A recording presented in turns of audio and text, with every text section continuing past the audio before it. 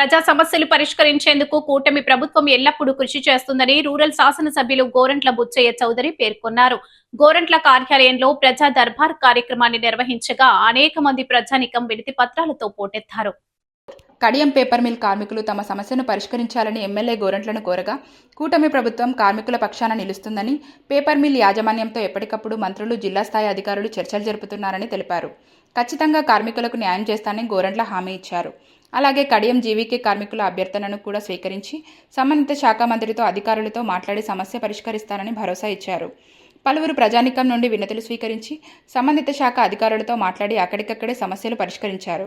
అలాగే ముఖ్యమంత్రి సహాయ నిధి అభ్యర్థనలు స్వీకరించారు. ప్రజలకు ఏ సమస్య వచ్చినా వెంటనే తన దృష్టికి తీసుకుని వస్తే అధికారులతో మాట్లాడి పరిష్కరించేందుకు చర్యలు చేపడతామన్నారు.